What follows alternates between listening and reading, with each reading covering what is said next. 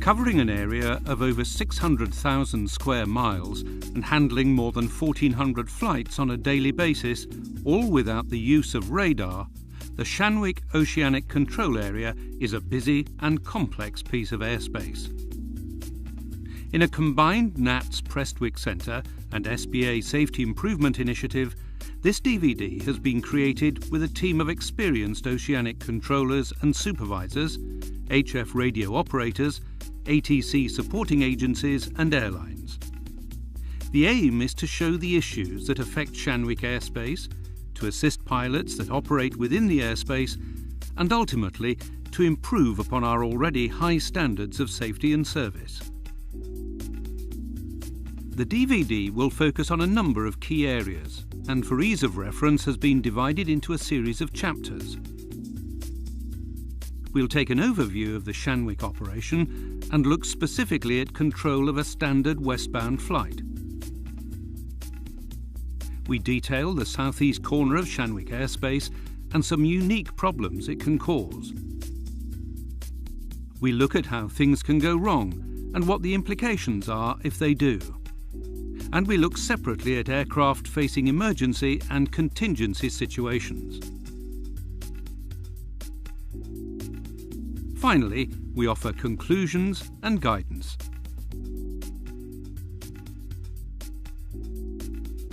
We hope that you enjoy this DVD.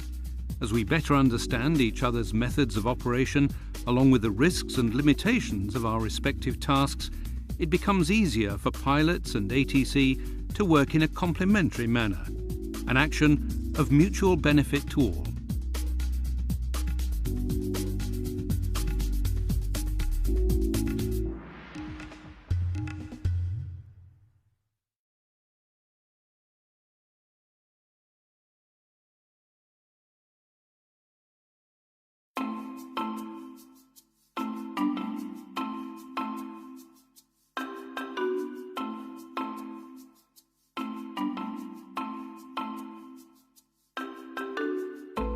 The Class A Shanwick Oceanic Control Area, or OCA, is an ATC environment with no surveillance radar capability. CPDLC and ACAR's data link communication is sent and received directly between controllers and the flight deck, and HF radio remains the primary means of voice communication. For those flights suitably equipped, ADS position report information obtained directly from the onboard flight management systems is received automatically at a controller's workstation. Flights which aren't ADS equipped will pass such information by HF voice communications. The Gander, Reykjavik and Santa Maria OCAs, where flights are similarly controlled, mainly without the use of radar and also using data link and HF voice communications, share boundaries with the Shanwick OCA. The Scottish, Shannon, London, Brest and Madrid flight information regions also bound Shanwick's airspace. Flights within these FIRs are controlled via domestic area control agencies under radar surveillance and use VHF voice communications. Parts of the Shanwick OCA are delegated to Shannon as the Shannon Oceanic Transition Area and the Northern Oceanic Transition Area, and to Brest as the Brest Oceanic Transition Area. These transition areas are provided with full radar surveillance from the delegated ATC agencies. Shanwick's controllers and ATC support staff operate from the Prestwick Air Traffic Control Centre, located on the west coast of Scotland. Shanwick share an operations room with Scottish domestic and Scottish military controllers. November 254 Sierra Delta. I don't have a flight plan for you. What's your oceanic entry point? Oceanic entry point is Dogal. Your estimate for Dogal, your requested flight level and Mach number. Estimate for Dogal is 1223, Mach decimal 80, flight level 400. Oceanic ATC clearances requested and received via VHF are relayed between flight crew and Shanwick planning controllers through a small team of qualified support staff known as Clearance Delivery Officers, or CDOs. The CDOs work alongside the Shanwick controllers in the Prestwick Centre Ops Room. That's copy, stand by. Shanwick Air Canada 879 position. Air Canada 879, Shanwick. Can you go ahead your 20 west position report, please? Canada 879, position 56 north 020 west at 1550, flight level 350.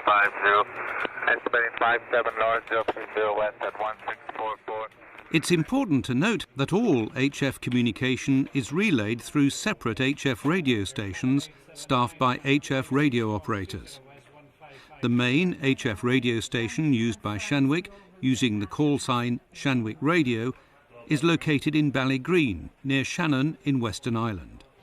Ballygreen also has a VHF clearance delivery and frequency assignment capability.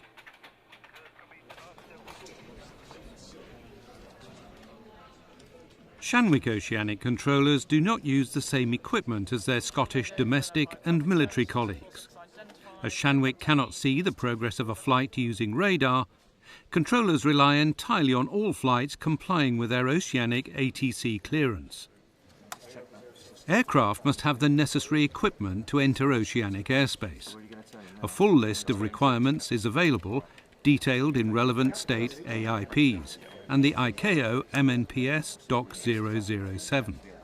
But essentially, before entering the Shanwick OCA, all flights must have their oceanic clearance, a functioning HF radio and suitable navigation equipment.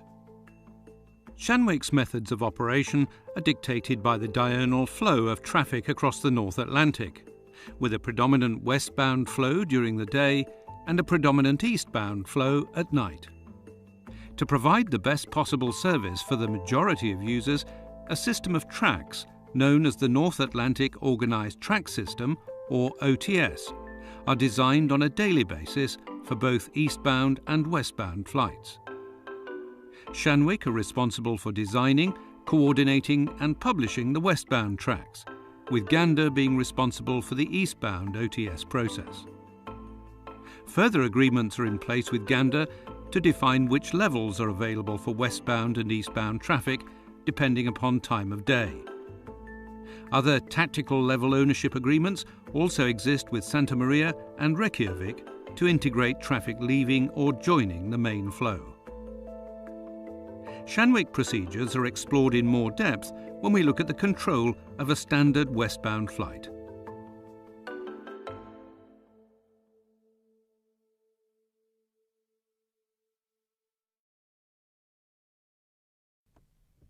We're going to look at the ATC procedures used during a standard westbound North Atlantic crossing.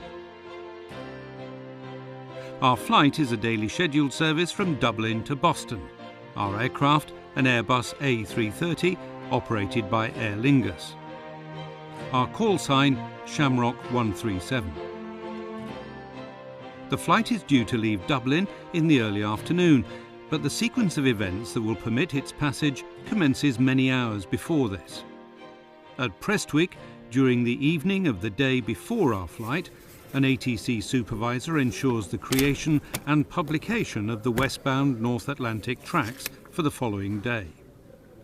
The westbound organised track structure will adhere as closely as possible to operator demand, detail of which is received at Shanwick in the form of preferred routing messages, or PRMs, every evening. Tracks will be created to take advantage of prevailing winds, avoiding headwinds in the case of the westbound design, and avoiding any significant weather systems and airspace restrictions that may apply on the day. This means that on successive days, the tracks can vary considerably in latitude. 5 or 6 westbound tracks are typically published, the northernmost of which is designated Alpha, with adjacent tracks to the south named Bravo through to Echo or Foxtrot. The track structure for the following day is normally published shortly after 2100 UTC. Westbound tracks are valid for flights crossing 30 west from 1130 to 1900 UTC. Around 3 hours ahead of the flight, Aer Lingus's operations file their flight plan. This will be based on the latest weather forecasts and the location of the published organised track system. On occasion, the planned routing might be at variance with the track structure. However, here the flight plan adheres to published westbound track Echo. The crew plans to enter Shanwick Oceanic Airspace at Pickle, exiting Shanwick and simultaneously entering the adjacent Gander Oceanic Control Area at 57 North, 30 West. Each day's published tracks are given a unique identity, known as a TMI or Track Message Identification. The TMI is a sequential number based on the Julian calendar, commencing at 001 on New Year's Day and ending at 365 or 366 on New Year's Eve. As this flight occurred on the 17th of January, the TMI is 017. As part of their pre-flight actions, the crew check they've received the correct TMI number and cross-check that their flight plan coordinates exactly match those published for Track Echo. These are then plotted on an oceanic airspace planning chart. Once on the flight deck, these coordinates will be entered into the aircraft navigation system.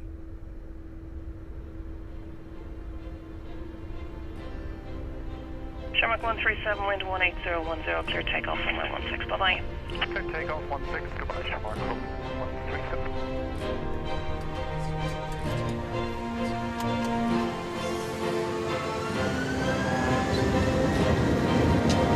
37 out, that's the rest of the way all the way up there.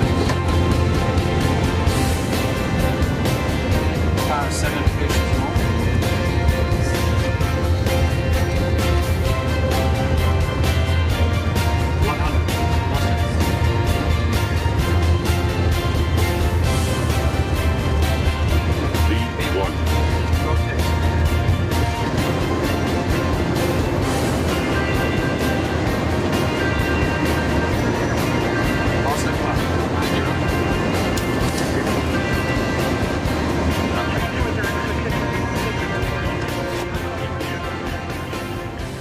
Following takeoff from Dublin, the flight is handed to Shannon Area Control for transit through Irish airspace.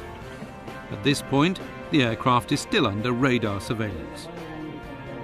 Shanwick 137, good afternoon, identified. Climb flight level 280. Climb flight level 280, Shanwick 137. All flights entering Shanwick airspace are required to request an oceanic clearance between 30 and 90 minutes from the oceanic boundary. Pilots can request oceanic clearance in a number of different ways. By data link via ACARS.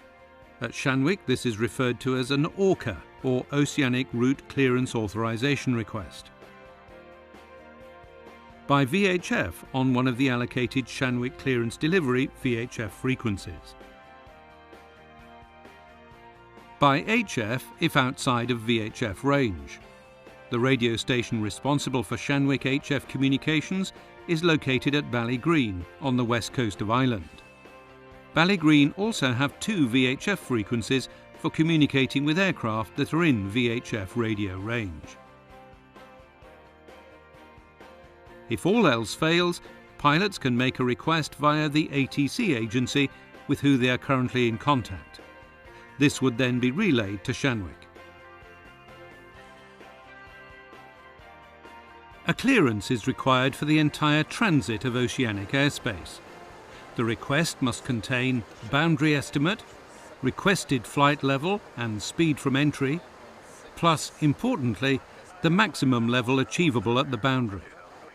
If ATC imposes a restriction with which the crew cannot comply, or if a reported estimate changes by more than 2 minutes, the pilot must report to ATC as soon as possible to enable Shanwick to reassess the clearance. On the flight deck of Shamrock 137, an oceanic clearance request is sent via ACARS. The flight estimates Pickle at 1516, requesting flight level 370, which is also the aircraft's maximum attainable level at this point. A Shanwick planning controller who takes information via a flight data display and a graphical data display, handles requests for oceanic clearance. The displays used are the human-machine interface for the Shanwick Automated Air Traffic System, or SATS. SATS assists Shanwick controllers in tracking the thousands of flights in oceanic airspace and is one of the most sophisticated ATC data processing systems in the world. When the clearance request is received, the planning controller selects the message and this raises the flight plan for Shamrock 137. For every request, the planning controller must ensure that clearances issued maintain separation and comply with both Shanwick procedures and the requirements of receiving ATC agencies. A conflict probe is made on the flight. This means that SATS looks for conflicts that would arise should the aircraft be granted the requested clearance. In this case, American 45 is estimating Pickle 14 minutes behind Shamrock 137. The minimum time interval required between these two flights is 10 minutes. But if SATS recognises a time difference that's within 4 minutes of the prescribed minimum, a warning is displayed to the planning controller. In such cases, the planning controller will restrict flights as necessary, sometimes issuing a not before time restriction directly to a flight as part of its oceanic clearance. In this case, however, Shanwick issues a requirement only to the transferring Shannon domestic controller to ensure a specified minimum time separation or time interval is applied at the oceanic boundary. The time intervals that apply may vary depending upon the speed differential between succeeding aircraft, the cleared routing and also environmental conditions. The Shannon controller will monitor the situation and, if necessary, instruct American 45 to adjust speed to ensure the minimum separation is not compromised. Although the probe raised a warning, there are no actual predicted conflicts should Shamrock 137 follow the requested clearance. SATS places a P on the electronic strip to indicate that the flight is provisionally cleared, and a new window appears which contains the oceanic clearance. SATS can send the clearance via data link, or for issue via either Ballygreen or via the clearance delivery officer located within the ops room at Prestwick. In this instance, the clearance request was received via data link, so the option to send by data link is automatically selected by default. The planning controller cross-checks to ensure that the SATS prediction is correct, and then issues the clearance. When the clearance is issued, SATS changes the P to an I on the electronic strip, and the clearance is sent to the aircraft. An oceanic clearance message is also sent to Shannon, advising them of the clearance. The final stage of the oceanic clearance process occurs when the clearance has been checked and acknowledged by the flight crew. In the case of a data link readback, SATS automatically removes the I from the flight data display.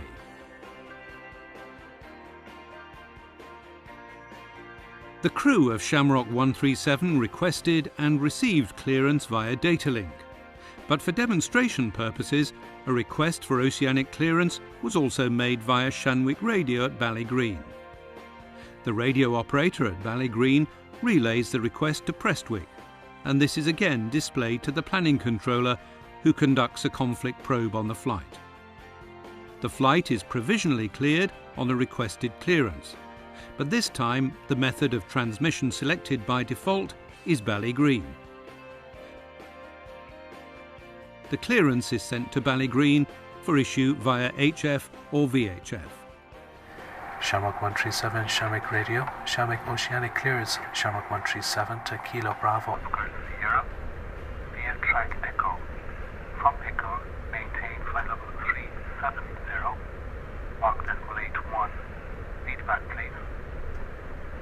Shamrock 137 is cleared to Kilo Bravo Oscar Sierra via track Echo. Via Pickle, flight level 370, Mach decimal 81.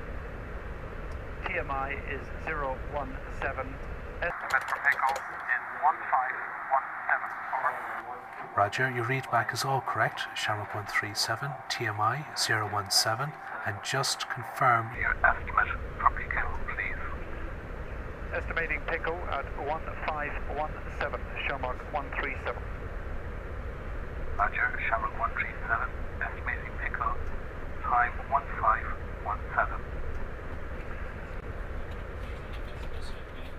Following receipt of a correct pilot readback, the radio operator returns a typed readback message which is received at the relevant Shanwick Planning Controller's workstation.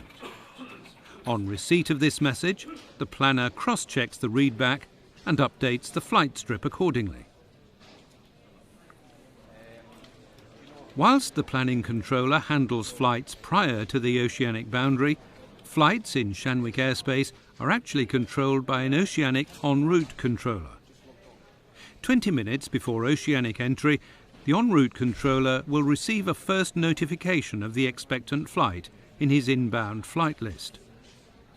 At this stage, the flight is checked to ensure procedural separation is guaranteed, that all flight level allocation and routing procedures are complied with, and all necessary coordinations have taken place. On the electronic strip display, grey boxes at the end of estimate times indicate a following flight has estimates that are within 4 minutes of the prescribed minimum separation. These will relate to American 45, although the en route controller doesn't yet know this, the flight being too far from the oceanic boundary for it to currently be displayed. Back at Shannon Centre, the radar controller also ensures the flight is at the correct level as it approaches the Shanwick entry point. At oceanic entry, ATC responsibility for the flight is transferred from Shannon to the oceanic en route controller, and the aircraft enters a fully procedural ATC control environment. Shamrock 137, overhead Pico. Radar service terminated. Contact Shanwick Radio 127.9. It's on the phone. 127.9. Thank you, Shamrock 137. The flight is instructed to contact Shanwick Radio on VHF. The radio operator at Ballygreen passes the crew primary and secondary HF frequencies for both Shanwick and Gander, and a cell call check is carried out. Shamrock 137 is CPDLC, Gander next, and we're flight level 370. Shamrock 137 is Shanwick Radio CPDLC with Gander next. The primary frequency for Shanwick is going to be 5649er. The secondary will be 6622. Crossing 30 west, call Gander Radio on the primary frequency of 8831 with secondary 11279er. Please call Shanwick Radio now on secondary first. Cell code check on 6622. Shanwick Radio. Primary is 5649er, secondary 6622. At 30 west, Gander on 8831, secondary 11279er, and we'll call on 6622 now for cell call. Shamrock 137. Shamrock 137, request cell call, Golf, Papa, Quebec, Romeo. Over. Shamrock 137, cell call.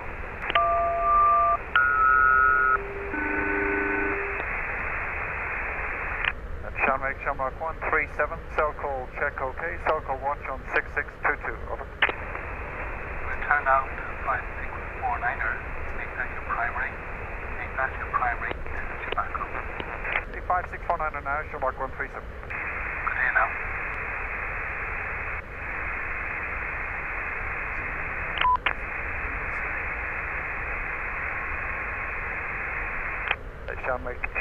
Shamrock 137 on 5649. Shamrock 137, good day, sir. Cell code Golf. Quebec Romeo.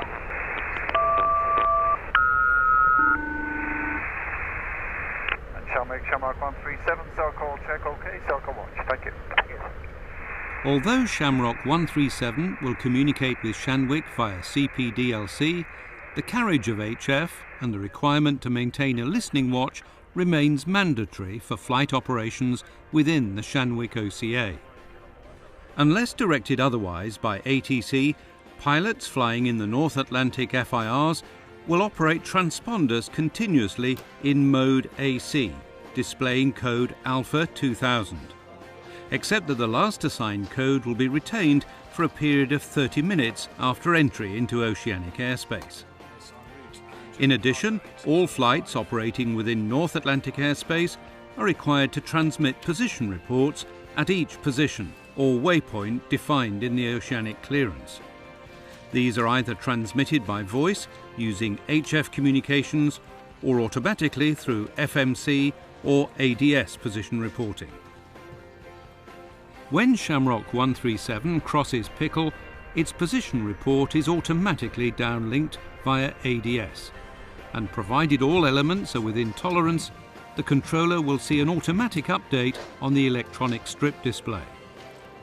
If any element of a position report is outside tolerance, a conformance alert message will populate the message queue for controller action.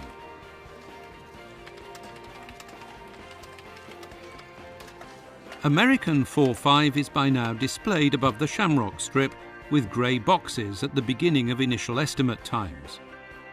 This indicates the flight is following within 4 minutes of the minimum separation for the corresponding estimates of Shamrock 137. Later estimates don't carry the warning as the Shamrock is flying at a faster speed.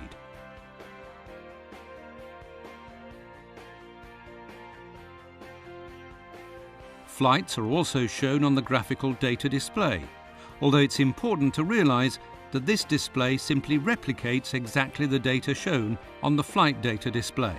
It's a representation of position only and is not a surveillance radar tool. Aircraft equipped with CPDLC automatically establish contact with Shanwick.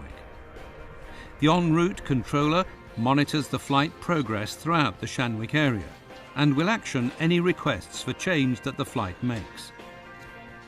Here, Shamrock 137 is requesting to reduce speed from Mach 81 to Mach 80. A corresponding message appears on the en route controller's screen, and he selects the flight plan. A copy of the plan is made. In this copy, the controller changes Mach number to 80, and he makes a further conflict probe of the flight. SATS once again provides a warning regarding the American 45 following behind. And since Shamrock 137 is now requesting the same speed as the following aircraft, the system indicates the warning from current position to landfall. However, although American 45 is following at close to the prescribed minimum time spacing, the controller is satisfied that separation will be maintained, and he now coordinates the speed change with Gander. Gander Oceanic. Hello, Gander, it's Shanwick. Can I have track Echo, please? Flight level 370. Yes, go ahead. The Shamrock 137. Yes. Is at Mach 81 now, requesting Mach 80, please. Mach 80 is approved for Shamrock 137. Mach 80 is approved on the Shamrock 137. Thank you. Bye-bye. You're welcome. Bye. Once coordination has been effected, the electronic strip is amended to reflect this, and the clearance is sent to the aircraft. When the crew acknowledge they have received the clearance, the controller selects readback, and the SAT system updates the prime flight plan to reflect Mach 80.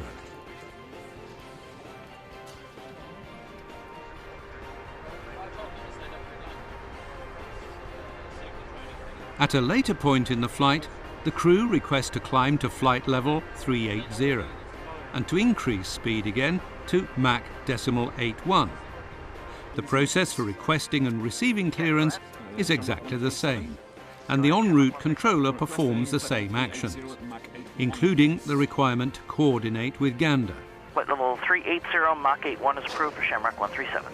Flight level 380 at Mach 81 is approved and Shamrock 137. Thanks, Gander. A restriction is placed on the flight to be level at flight level 380 by 57 north, 30 west. It's important that pilots understand what's meant by such a restriction.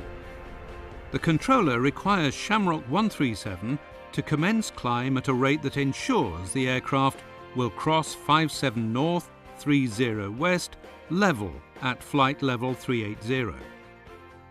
To reiterate, the flight must be level, maintaining flight level 380 before the defined clearance limit of 57 north, 30 west.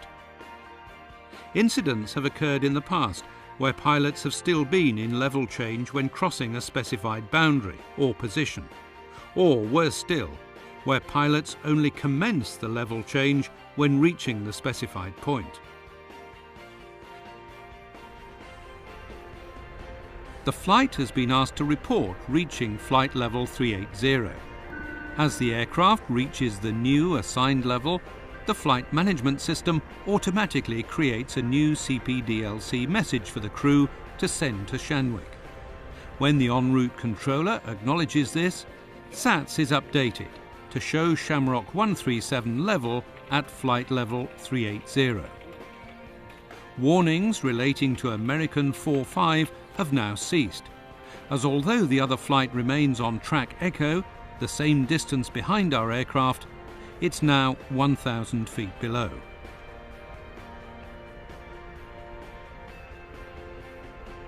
Shamrock 137 is approaching 30 west, and with it the boundary with Gander Oceanic Control. Gander are aware of the flight long before this, because of an automatic coordination process that took place a predetermined time before the airspace boundary. Following this data transfer, any change to the flight profile requires re-coordination with the next agency. Finally, the crew are given an automated message via CPDLC that service with Shanwick has been terminated and that Gander are now the active ATC provider. At this stage, Shanwick says farewell to another westbound transatlantic flight.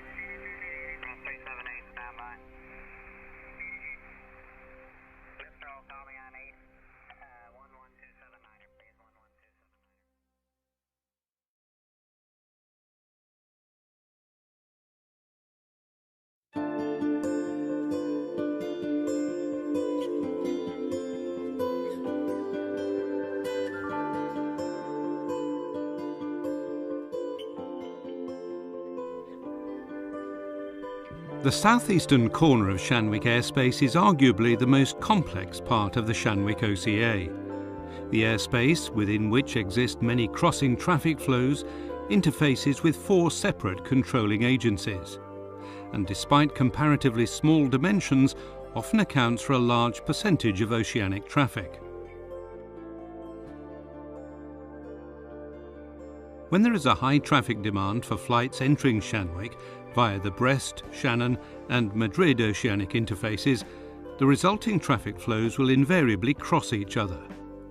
Daily flights to the Caribbean, South America, Canary Islands and the Iberian Peninsula enter via Shannon entry points, crossing flights bound for North American, South American and Caribbean destinations entering Shanwick via Brest and Madrid.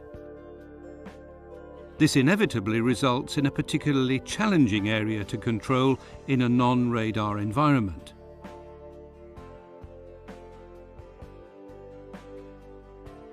In order to manage demand effectively, a tactical traffic plan for all Shanwick airspace, with particular focus on the southeast corner, is made each morning. In the Prestwick Ops Room, a supervisor takes account of the most recent operator flight plan data to assess a more accurate picture regarding operator demand and predicted traffic flows. This information is accessed via interrogating the automated track tool for AFTN flight plan information and the remote computer access, or RCA terminals, which provide a link directly into the Central Flow Management Unit database in Brussels. From this derived information, a traffic plan will be created focusing on the allocation of levels, distributing the prime levels to predominant flows. On occasion, this may result in less optimal levels for the minor flows, but will ultimately benefit the majority of users. In order to rationalise these separate flows, the supervisor will look to identify any trends or common routings, following which a number of recommended tactical routes may also be designed. The rationale for creating these routes is the same as that for the creation of the main oceanic track structure, although tactical routes are not actually published to the North Atlantic operators. They are designed to assist oceanic planners in deconflicting traffic flows to maximise airspace utilisation, but are not mandated for use. Operators can view the current Shanwick Tactical Traffic Plan located on the NAT's customer website, accessed by selecting the relevant link on the Shanwick page.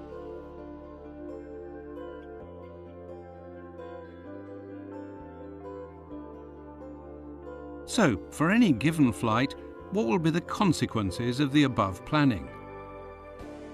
With the creation of tactical routings, there is a chance of a reroute. In some cases, this will mean the possible addition or removal of a 15 west coordinate and/or minor latitude adjustment.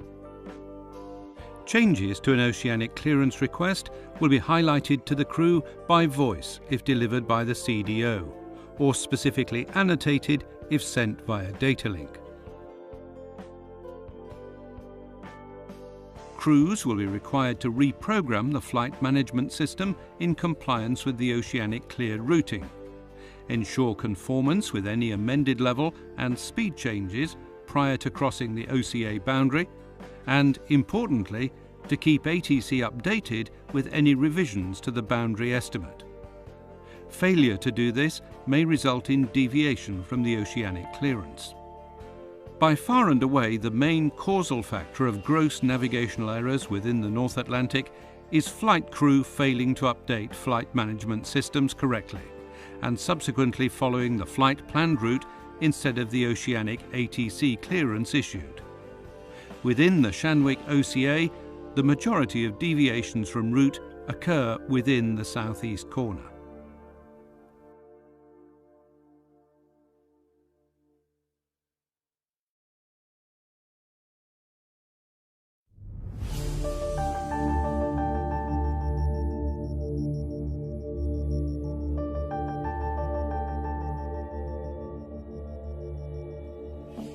An oceanic clearance is conflict-free from ocean entry point to landfall and is procedurally separated from all other flights in oceanic airspace. There is no radar monitoring in Shanwick airspace, so it's of paramount importance for all operators to adhere to the clearance issued. The ocean clearance contains a vertical element, a lateral element, and a longitudinal element.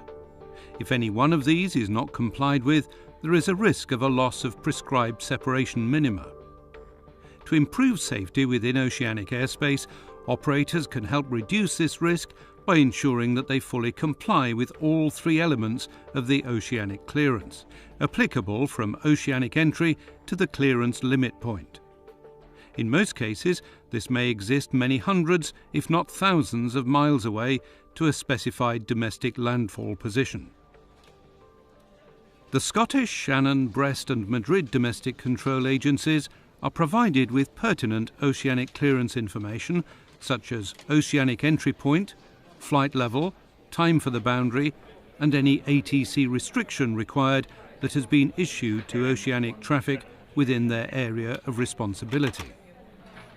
These agencies should ensure the elements contained within the oceanic clearance are adhered to by pilots prior to transfer of control, although crews are also responsible for ensuring compliance or reporting if unable to comply.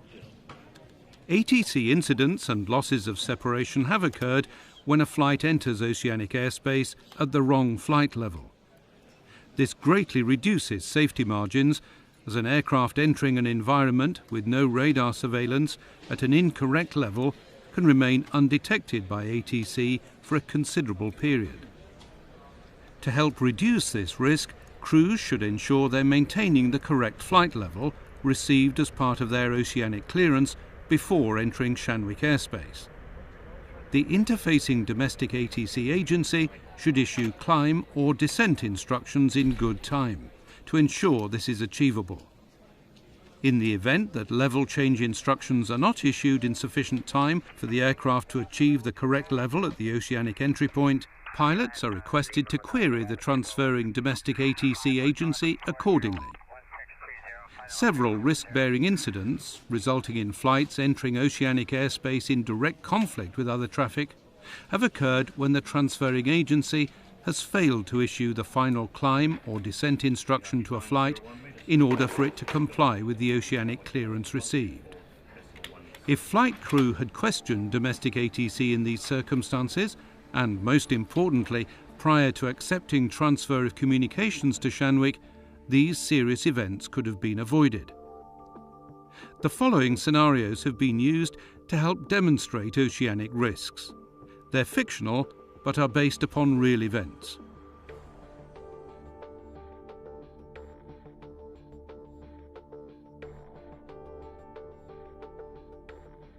The vertical element of an oceanic clearance is the flight level. In this example, Alpha 1 is airborne from Santiago, northbound on Tango 9, and still under the control of the domestic ATC agency prior to crossing the oceanic entry point. Bravo 2, a southbound flight on Tango 9, is maintaining flight level 300, and Charlie 3, a westbound flight routing via Sevier, is maintaining flight level 310. The oceanic clearance for Alpha 1 issued by Shanwick was: Alpha 1 is cleared to Shannon via Begas, Lasno, Emper. From Begas, maintain flight level 320, Mach decimal 77.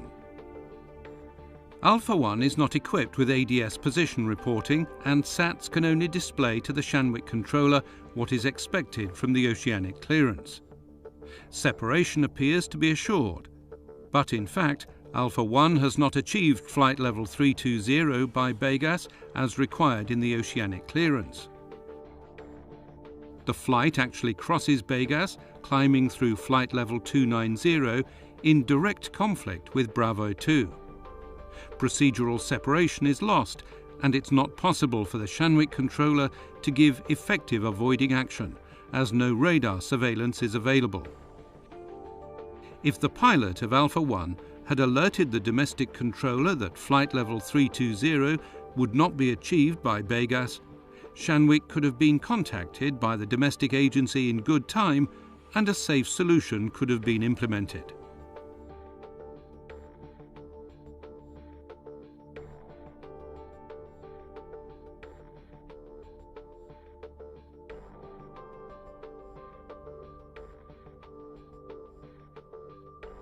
Alpha 1 is following an ocean clearance to maintain flight level 330 and is routing westbound, Sonot 57 north, 20 west, 54 north, 30 west.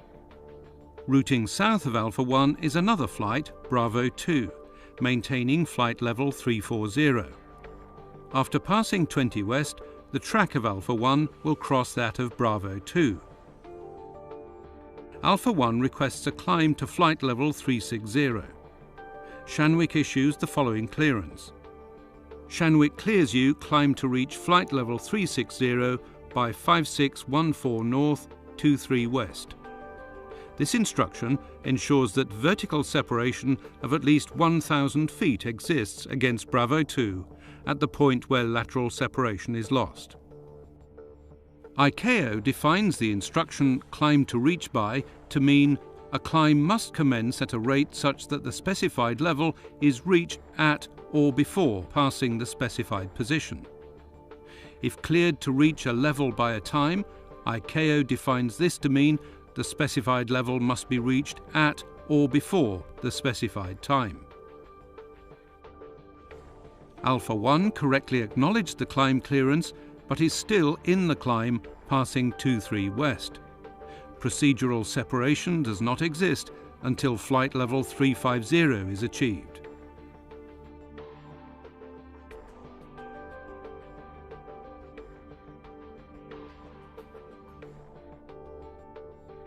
The second element in an oceanic clearance is the lateral element. This is the route from ocean entry point to landfall. The route within an ocean clearance may include an entry point change or a reroute from that which was flight planned. When Shanwick issues an ocean clearance via data link or voice, any change from the requested route should be included in the clearance issued. Based upon Shanwick and ICAO incident data, the most common causal factor relating to navigation error and lateral deviation occurs as a result of incorrect FMC programming, with the crew following the flight planned route instead of the ocean clearance as issued. As soon as a deviation occurs from the cleared route, procedural separation could be lost. In the non-radar oceanic environment, such a deviation may remain undetected for a considerable period of time. In this example, Alpha 1 has been cleared Etiki 48 north, 15 west, 47 north, 20 west. Bravo 2 is following the same lateral track, but 1 degree south of Alpha 1. Alpha 1 enters oceanic airspace at Etiki, but in error routes direct to position 47 north, 20 west. The domestic ATC control agency would not be aware of an issue, as the oceanic entry point, level and time have been correctly applied. However, as soon as Alpha 1 leaves Etiki, it's off course and in conflict with Bravo 2. Until Shanwick receives a position report from the flight, the deviation may remain invisible to them, stressing the importance of prompt position reporting, especially at the oceanic entry point. Automatic ADS position reporting does give an early indication to any non-compliance, with corresponding non-conformance messages received at the controller's workstation. In addition, a graphical representation, indicated by a white circle, depicts an area of uncertainty that increases in size until a further accurate update is received. However, in the event the ADS log-on process fails or reporting contracts have not been established, crews should be aware that Shanwick would not receive any ADS-derived information, including automatic waypoint reports.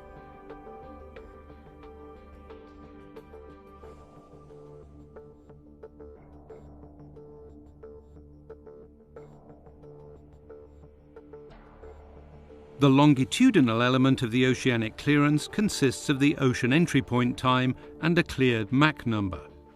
It's important that the estimate for the entry point is accurate and any deviations of more than 2 minutes are passed to ATC prior to entering oceanic airspace. This can be done via Shanwick voice communications, data link, or through a domestic control agency. It's also important for flight crew to advise ATC whenever an imposed time restriction cannot be achieved. Pilots are also required to pass time revisions for reporting points whilst within oceanic airspace, and a revised clearance must be sought for a change in MAC number. It's appreciated that for operational reasons, unavoidable speed changes are sometimes necessary. In these circumstances, it's very important that the change is notified as soon as possible to the Shanwick controller. The MAC number and any imposed ATC time restriction forms an integral part of the oceanic clearance and is a requirement to ensure procedural separation is maintained.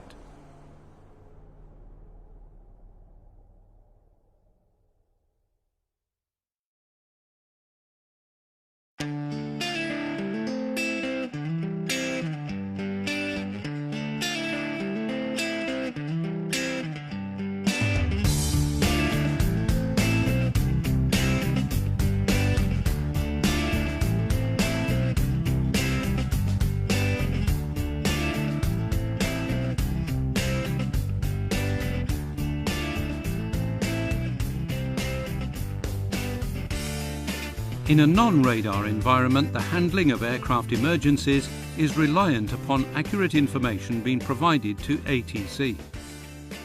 Shanwick controllers receive regular training in how best to assist a flight experiencing any contingency, and the following information may help to explain common methods of operation from an oceanic controller's perspective. For any emergency, it's accepted that a contingency manoeuvre may need to be flown before pilots have an opportunity to advise ATC of their situation. Other than in this circumstance, Shanwick have rules that state a controller can only issue a clearance resulting in less than the prescribed separation minima following the declaration of a mayday or a pan.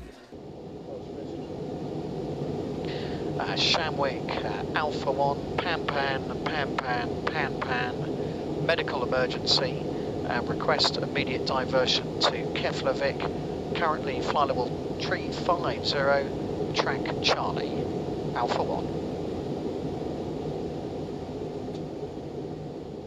If a pilot hasn't already carried out an enforced manoeuvre or declared an emergency and oceanic separation minima cannot be applied, ATC procedures require controllers to ask if a pan is being declared before being permitted to issue a clearance that results in a loss of standard separation.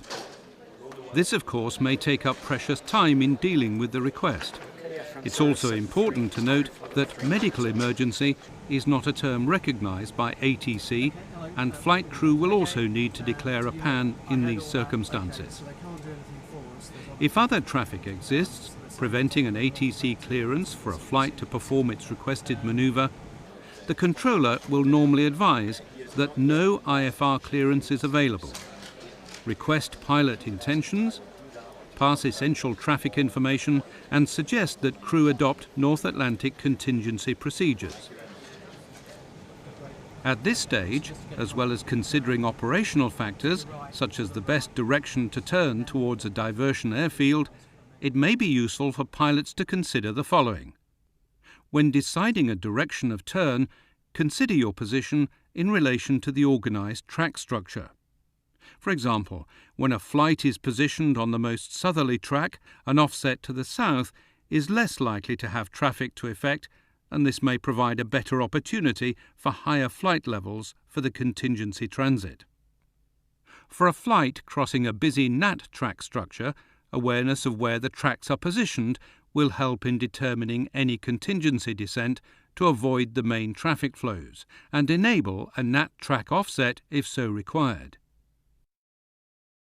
It may also be worth considering that other traffic in the immediate vicinity may be adopting a 1 or 2 mile offset to the right of track in accordance with the strategic lateral offset procedure.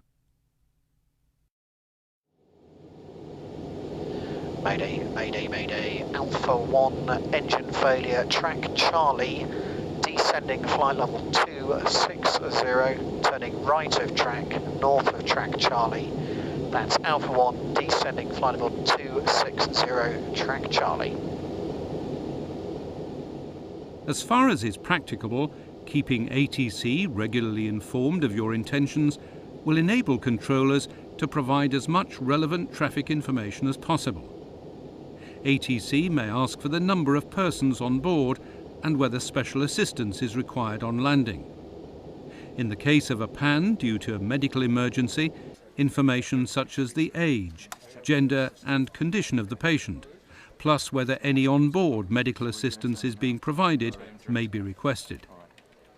This information enables ATC to ensure as much assistance as possible is available at the destination airfield. Andy, have you noticed there's a bit of weather ahead? It's about 80 miles away. Yeah, that's quite a bit of weather actually there. It is, yeah. Can you request an offset, please? Whenever a flight needs to deviate from its cleared track due to weather, a request for a clearance must be made to ATC, providing details of the direction and distance in nautical miles required. Provided there is no conflicting traffic, a clearance will be issued approving the requested deviation, along with a request made of the flight crew to report when back on the original track, as per the oceanic clearance.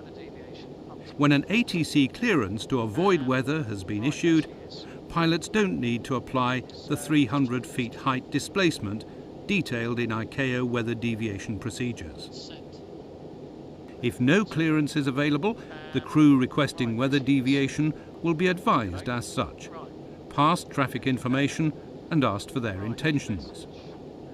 Pilots can choose to continue on their cleared track or adopt the standard North Atlantic weather deviation procedures, deviating away from cleared track and alerting nearby traffic on 121.5 and 123.45 of aircraft identification, flight level, position and intentions. All stations, Alpha 1 adopting a weather contingency, turning left of track Charlie. Presently flight level 320, going to climb at flight level 323, and that's Alpha 1 turning south left of track Charlie up to 40 miles due weather. The Strategic Lateral Offset Procedure, or SLOP, allows for pilots to fly a 1 or 2 nautical mile offset to the right of their cleared track. SLOP costs nothing for operators, but when applied correctly is priceless in terms of safety, significantly reducing risks of collision. It can be used globally across North Atlantic airspace and is not limited to OTS flights. No ATC clearance is required for this procedure, and it's not necessary for ATC to be advised. To apply the offset procedure correctly, flight crews should make a random choice using means such as TCAS, communications, visual acquisition or GPWS to determine the best path to fly. This would be on the centre line, 1 nautical mile right or 2 nautical miles right of track, applying the offset outbound at the oceanic entry point and returning to the centre line prior to the exit of oceanic airspace. It's important to note that left offsets are not authorised under SLOP. If all operators utilised the procedure, the potential for collision during incidents involving level busts and opposite direction conflicts would reduce significantly. Optimal usage equates to 1/3 of flights adopting each option, stressing the importance of equal distribution across all 3 options.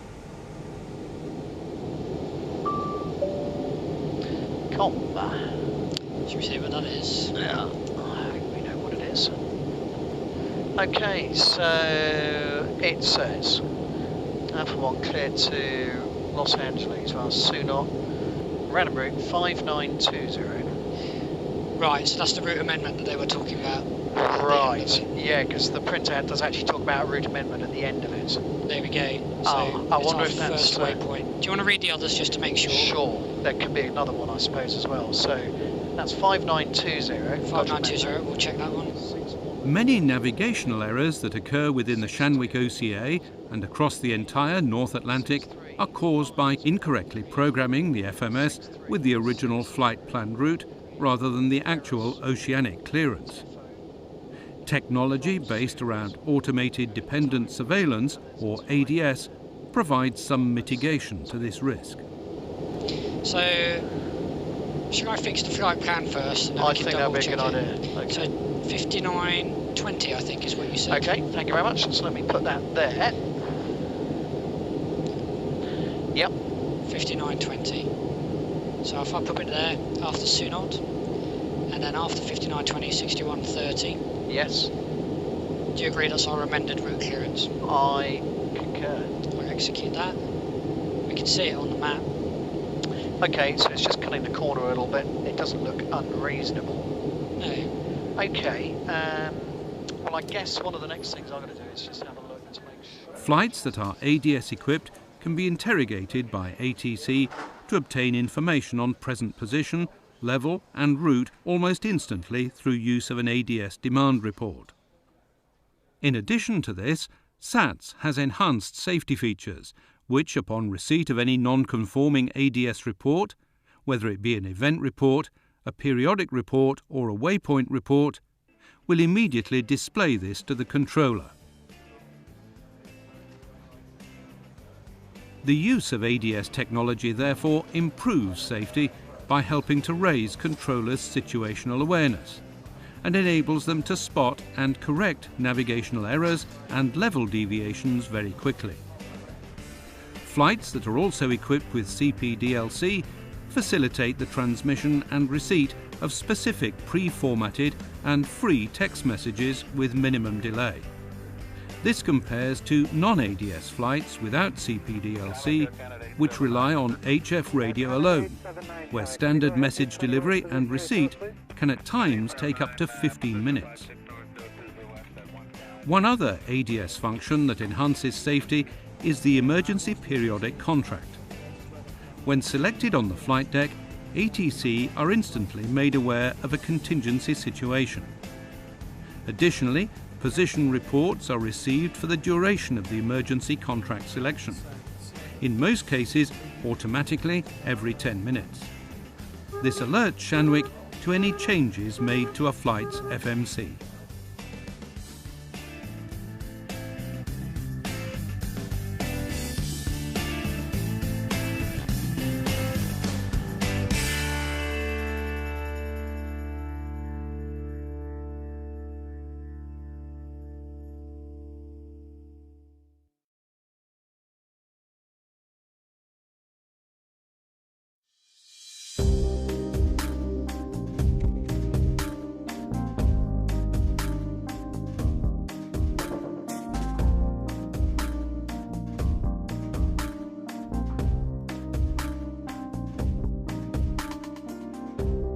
As we've seen, the Shanwick Oceanic ATC operation is a complex procedural environment.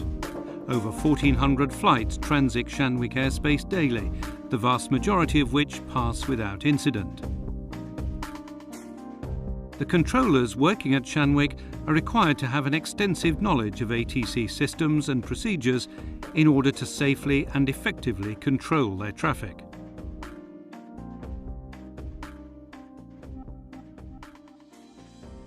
As a pilot, it's important to have a basic knowledge of what happens within the Shanwick operation as a result of the requests made of ATC. It's also necessary to be aware of the limitations of a procedural control service during day-to-day operations and during flight contingencies. A failure to understand this could lead to errors, increased controller and pilot workload, and ultimately to compromised safety margins. Clearly, the manner in which flight crews work has a direct influence upon the ATC operation.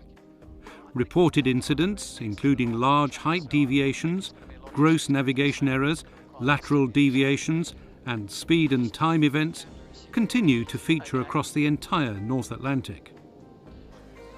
International safety forums have long been established to monitor the safety of the ATC operation.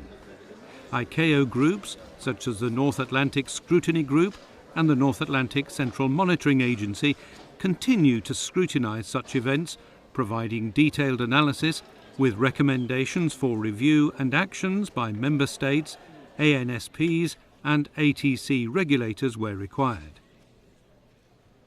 ICAO provides a wealth of information for operators regarding North Atlantic operations. State AIPs and the MNPSA guidance document NAT-DOC 007 details minimum aircraft system requirements for flight in the Shanwick OCA. The carriage of operational HF radio is mandatory. An ICAO film called On the Right Track has previously been produced, detailing specific examples of North Atlantic incidents. Additionally, operators are encouraged to access the NAT ICAO Paris website at www.paris.icao.int, which contains updates to safety-critical information, including NAT-DOC 007 and the Operational Errors Safety Bulletin, or OESB. NATs remain committed to improving safety, with continued involvement in many safety initiatives, working with other ANSPs, stakeholders and operators. Pilot controller work streams included as part of the Safety Partnership Agreement are just one example of this commitment. As we've seen, a number of key operator causal factors exist which can and do result in incidents within Shanwick airspace, and likewise across the entire North Atlantic. So, to recap, the major incident types and causal factors include entry at incorrect level, Crews are encouraged to question the transferring domestic ATC agency when they haven't been cleared to the flight level specified in the oceanic clearance. They should do this before entry into oceanic airspace and before transfer of communication to Shanwick. Misinterpretation of conditional clearance phraseology, such as climb to reach by a specified point. If in doubt, always seek confirmation from ATC.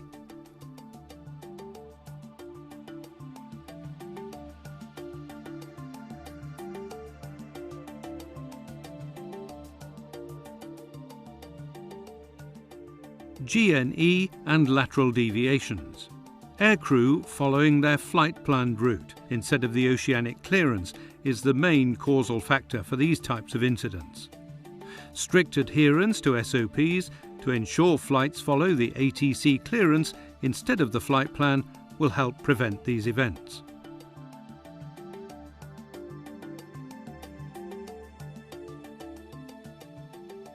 Misunderstandings where the oceanic clearance begins and ends. This factor has contributed to many lateral deviations, especially in the eastbound phase. It's important that flight crew are aware of oceanic boundaries, in particular to be aware of the oceanic entry point and the oceanic landfall. Shanwick westbound oceanic clearances begin at the OCA boundary. Shanwick eastbound flights, routing via the Scottish, Shannon, Brest and Madrid FIRs, end at landfall. This is the point after the boundary existing within domestic ACC airspace.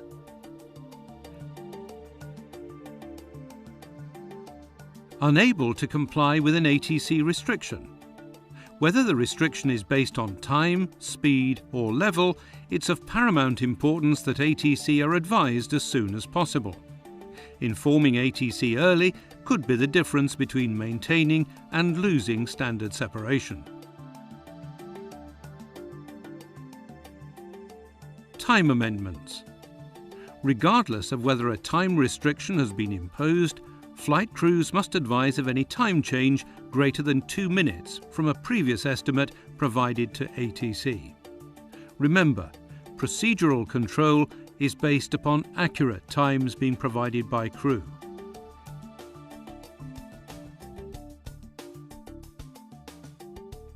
There will be times when ATC must cope with unusual situations, such as weather avoidance or aircraft in emergency. It's important for controllers to have some knowledge of the flight deck procedures that are used by aircrew when faced with such conditions. Likewise, a flight crew's appreciation of the controller's workload and methods of operation may also prove beneficial. When reacting to contingencies and emergencies, Shanwick will use established practices based on certain expectations of flight deck procedure. Such expectations will include that the flight crew will advise ATC as soon as practically possible of the contingency or emergency scenario. The declaration of a PAN or Mayday will be used appropriately. Declaring a PAN or Mayday as early as possible will improve Shanwick's handling of the situation and will negate the need for controllers having to ask pilots whether they're declaring an emergency. The flight crew have good situational awareness regarding the location of the OTS for that period, day or night. This is important for all flights, including those not cleared to operate along a NAT track, especially those flights overflying a NAT structure on a random routing which require emergency descent. Where pilots encounter adverse weather conditions, they may be required to adopt a weather offset. In such an event, it's expected that crews will adhere to the NAT weather avoidance procedures as detailed in NAT Doc 007. In relation to mitigation and collision avoidance, pilots should remember improved navigational equipment over recent years has meant that aircraft on North Atlantic tracks are flying their cleared routes with a greater degree of precision.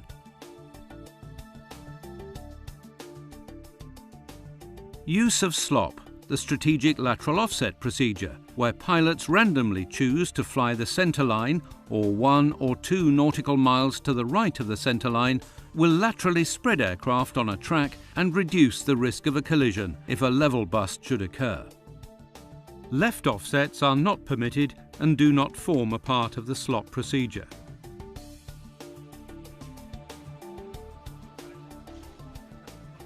The Shanwick ATC operation has an excellent safety record, of which NATS is rightly proud.